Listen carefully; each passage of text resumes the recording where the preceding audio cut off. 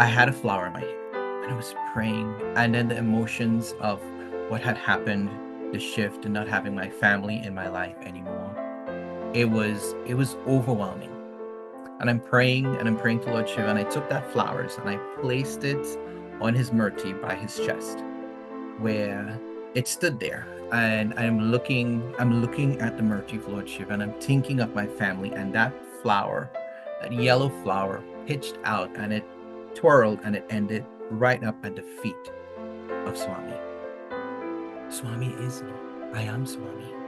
Everything I do, everything I see, everything I think, Swami's there. He's in it. He's in it with me. The journey is with him.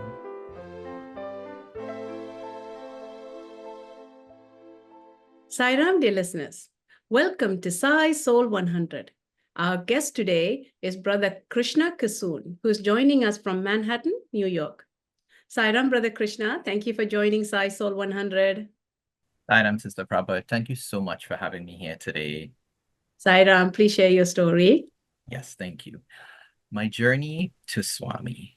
My journey started at a very young age. Both my parents, they were raised Hindu, and they raised myself and my sister as Hindus. And at a young age, from as far back as I can remember, probably around the age 4, I had this burning desire to learn about Hinduism, to learn about the gods, to learn about anything that's spiritual. My mom was also raised in a Christian home. So she taught myself and my sister about the Bible and about Jesus, as well as Hinduism, and tying both together.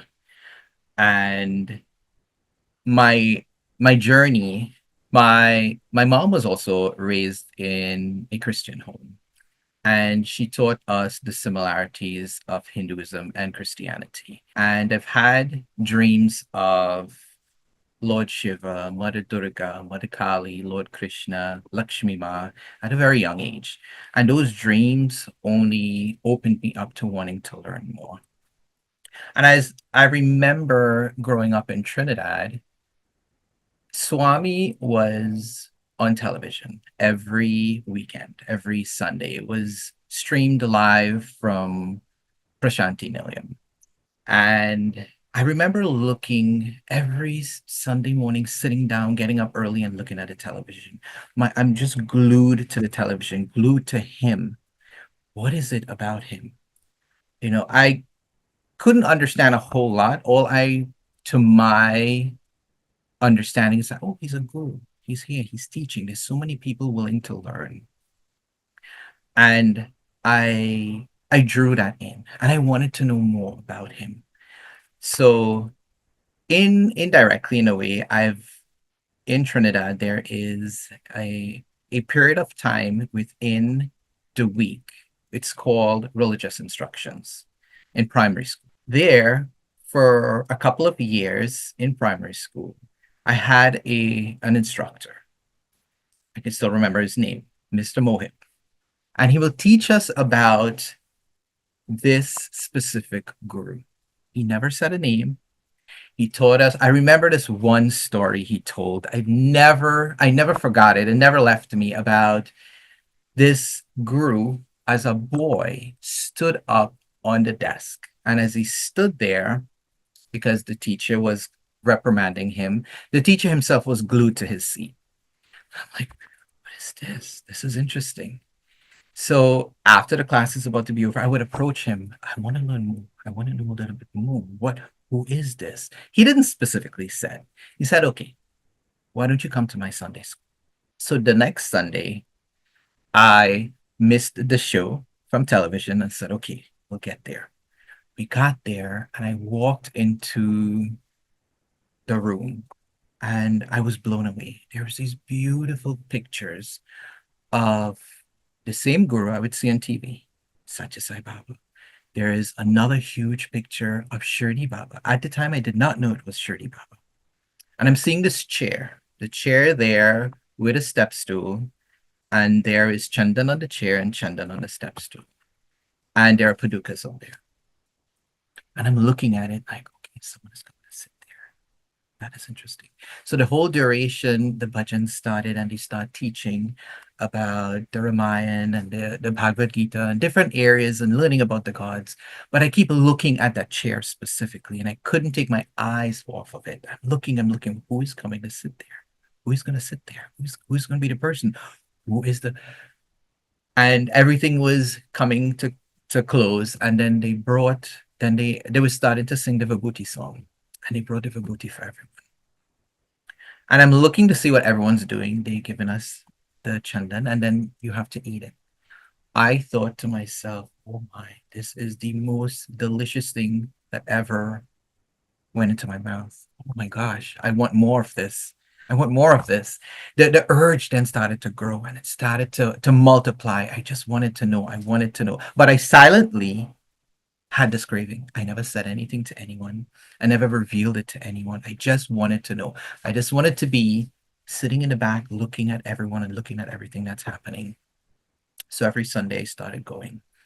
And I took my sister with me and my two younger cousins. And it was it was life for me, it was life changing. I started to feel this is where I belong. I wanted to be there every day. It wasn't possible. And not long after that, I think I was around 12 years old when we left Trinidad and moved to New York. I remember leaving there with one picture of Swami that was given to me. The Balvikas class, as we were calling it back then in the late 80s. The instructor knew that the teacher knew that we were moving to New York, and he gave me that one picture. And I brought that picture with me. And I first thing when I got here, I built a small little altar in the corner of our apartment and said, okay, Swami picture goes there. But as the years went by from middle school to high school, I I knew Swami was there. I knew God was there. I had different pictures of different Devis and Devatas on there and didn't pay a whole lot of attention and, busy with school.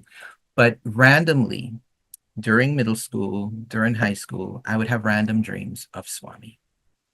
He would appear in white, not even directly looking at me.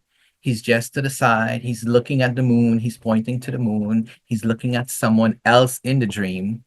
And instantly, I thought to myself, I think I need to focus a little more where Swami would just randomly appear. But again, I never thought about it. I just like, oh, I just felt within me that's the direction I need to take. I need to fix something about me because he will appear again in white, again, not looking at me. I knew that's my sign. So I've visited many cathedrals, I've visited many church, I've visited, different temples because the urge was still there, the urge of wanting more, feeling that there's more out there for me. So I went to church for a very long period of time. I wanted to feel that connection with Jesus. My journey took me to Reiki classes. And I had the urge to learn Reiki healing for a very long time. I wanted to learn, well, what can I do with this? How can I heal others? How can I help myself? Then I found out that there was a class being given in Trinidad. My friend told me. And she said, "Come on, it's a weekend. That's all it is, just a weekend, and you can learn, get in tune, and learn Reiki." And at that period of time, she gave me a bunch of books, Swami. Fast forward a couple of years, where there was a there was a shift and shift in the dynamics of the family, and my daughter and I moved to our own place, and the shift created a lot of emotions in me, where I felt that I'm alone with my daughter. I don't have my family with me. What's happening? And days and nights will go by, and it was constantly on my mind. It was constantly stressing me. It's just my daughter and I. Where's my family? I don't have my family anymore. There were nights where tears will come down my eyes, and it was Mahashivratri night where I'm going keeping my devotion and I'm going to keep the whole night through. And that night, I recollect very clearly. I'm sitting in front of the altar, and I do have small pictures of Swami on that altar. And the first thing that happened was I heard an internal voice talking to me saying, "You're going to see three things tonight." And I said to myself, "Oh, that's just my mind playing tricks on me. Stop, stop." One part of me is saying, "Oh, that's my mind playing tricks on me." And the other part is saying, "Well, let's see what this three things are." I just continue with my devotion. And the first thing I noticed was I had a small picture of Swami that I always kept with me wherever I went. And I took it out that night and I placed it on the altar. I know specifically where I placed it. So my eyes were closed. And when I opened my eyes, it was looking directly at that section where the picture was supposed to be. But it was now moved to the opposite side of the altar. It's like, how is this possible? Maybe I forgot. Here's one part of me is saying, that might be one. And the other part is saying, no, you forgot. No, no, no, no, no. It moved. I continue my offering and I had a flower in my hand and I was praying. And then the emotions of what had happened, the shift and not having my family in my life anymore, it was overwhelming. And I'm praying to Lord Shiva. And I took that flowers and I placed it on his murti by his chest, where it stood there. And I'm looking at the murti of Lord Shiva and I'm thinking of my family. And that flower, that yellow flower, pitched out and it twirled and it ended right up at the feet of Swami. And I looked at that and I thought, oh my gosh, what just happened? That is impossible. It's the way how the altar was built, that was 3 stories down. How did it fall directly there?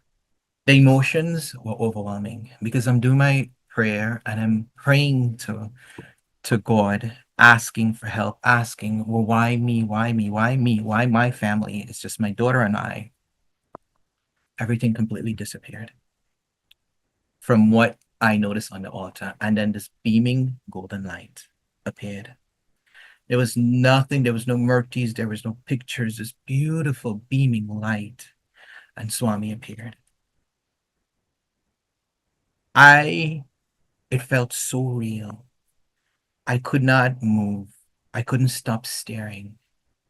And when Swami appeared, he looked at me. He's looking down at me, and I'm sitting down there looking at him. And he's saying to me, I created this to bring you to me.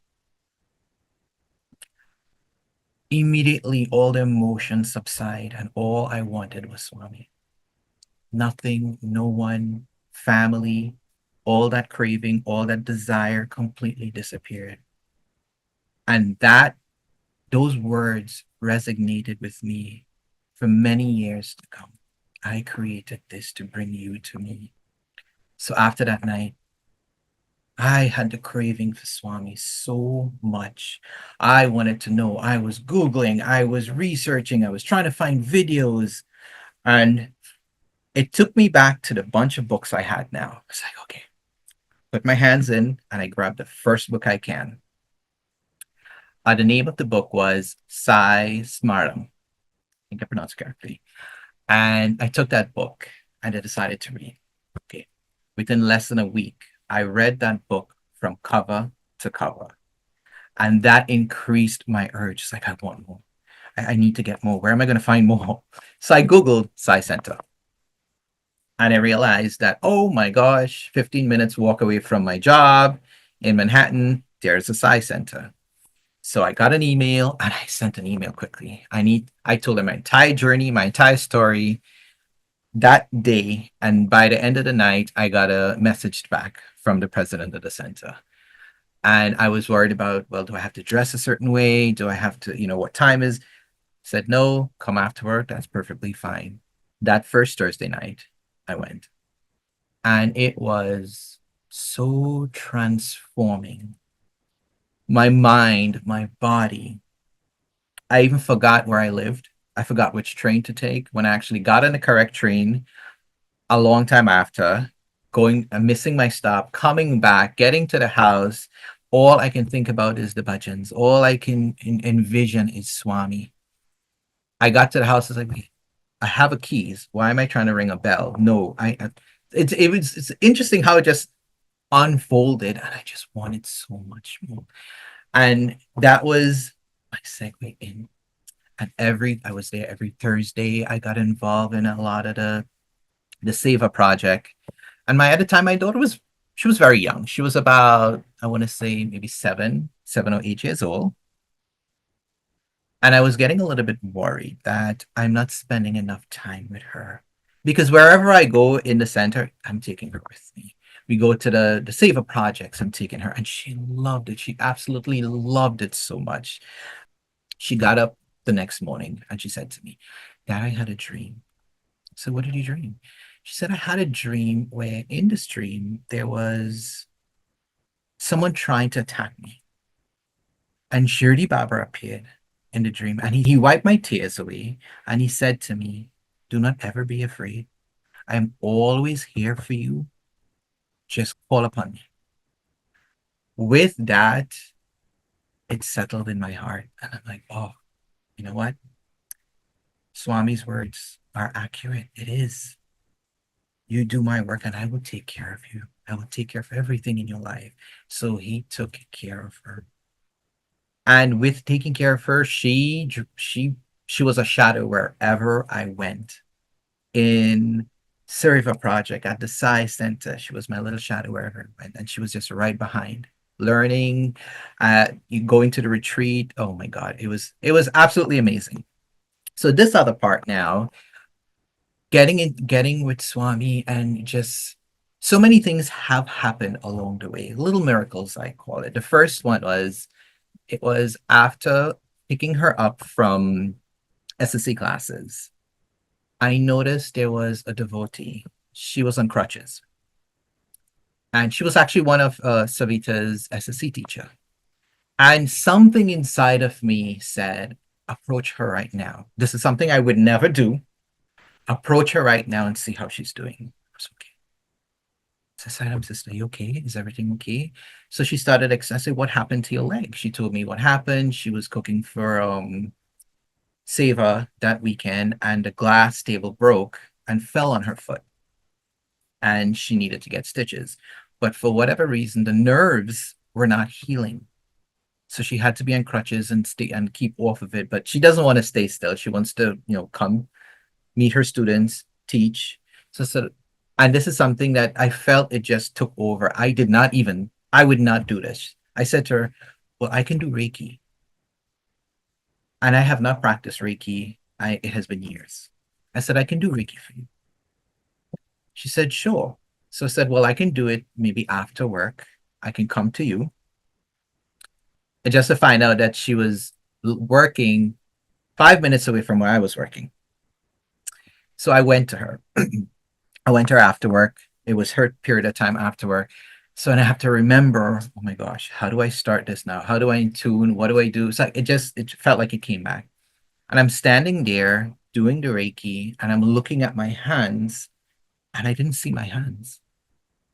I saw a white shirt and the hands was all wearing this white top.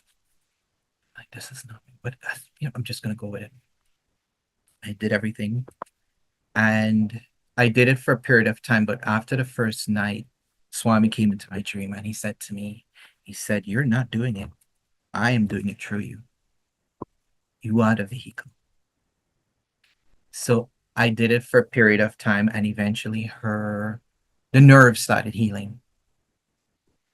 And I was blown away. I was like, oh my gosh. All right, Swami, this is all you. You heard my calling, you heard my craving from a young age. I want to learn how to help. I want to learn how to heal. How do I go about doing that? And there's another dream I've had. We were preparing for Swami's birthday. It was in a Flushing Center. We were building props and getting ready for a play. And that night I had a dream where in the dream, I was in this magnificent, what felt like a home. It was marble, white marble. It was everywhere. It was so beautiful. And in the dream, it zoomed into a picture of Radha Krishna, and then it zoomed back out. And in the dream, I felt as if I'm hearing that picture falling on the floor and the glass breaking. So this is me now in the dream. I'm running from room to room, and every room was so magnificently decorated, so beautiful. But as if I'm walking, am I running? It felt like I'm gliding, I'm moving so fast. But my right hand is holding up clothes that I'm wearing. But I can't seem to look down at I look at my feet, but I'm going from room to room to room, and I'm running everywhere trying to find where is this picture? I need to pick it up. I need to make sure it's okay. And then all of a sudden, from a distance, at the end of a hallway, I saw this big, huge mirror. And as I walk towards the mirror, I'm looking, I'm looking, I'm looking at the picture the image that's coming closer and closer to me. I'm like, wait a minute, that looks like Swami. Is that him? How is that him? And I all the way up now to the mirror, and I'm looking. As I move my hands in the mirror, the hands of Swami was moving. And this looked like Swami when he was a young adult. And his full of hair. And this is me. I'm like, oh my God, I'm feeling the hair. I'm moving the hair. My hands, his hands were doing the same thing. I'm looking at the outfit. And then I looked at my feet where I was holding. It was Swami holding up his garment so it doesn't cover his foot from walking. I said, that's him. That's me. And he was all in white. That image, it created a shift in me. Everything I do, everything I see, everything I think, Swami's there. He's in it with me. When Swami said, I am with you, I am above you, I'm below you, around you, that's him. Our gift to him is how we live our life. There's going to be struggles, there's going to be ups and downs, and there have been. But what is the lesson? What is the message? Enjoy the journey. Enjoy the journey through all of it. As Swami would say, life is a game. Play it. I love that saying. Absolutely love it. Sairam, Brother Krishna, what a beautiful journey as you narrated them. And I just love how, even as early as your 4-year-old in Trinidad, you're yearning for Swami or yearning for God to find what else is out there that came about, and you can see the direction Swami has been guiding you through. You couldn't see that he was the one who was guiding through your teacher at school, or seeing Swami on TV every Sunday, and then going to Balvikas, and then of course your journey once you moved to Manhattan. So many beautiful guidances from Swami. Every time you lose direction or the intensity, he comes and reminds you very gently. And then he gives you a couple of very powerful, powerful dreams. First, I just love the 3 incidences that happened over your Shivaratri, yearning for God, and where the picture moves from one place to the other, and you start doubting, am I seeing this, right? And then, of course, flowers defying gravity. And then, of course, our Swami coming in his that gold and white light, where Swami appears and he actually speaks with you. I mean, that's just amazing, amazing, amazing. I also love that I got this. I'm taking care of everything, right? I'm the one who's creating all of this so that you can come closer to me. And the final dream that you had talked about, where you, with so much confusion of trying to find this, trying to find that in that castle, you finally find a mirror where you approach it and you find that the reflection of Swami is actually you. I mean, Swami does say, I know I am God. I know you're God. Only difference between you and me is that you don't know that you're God, right? And so this dream is such a beautiful way of Swami reminding you and all of us that we are God. Swami is within us. Swami is us. Thank you so much for sharing these beautiful messages along with your stories. Sairam, dear listeners, thank you for listening to Sai Soul 100 with Brother Krishna Kisson. I'm Prabha Swaminathan. Until next time, Jai Sairam.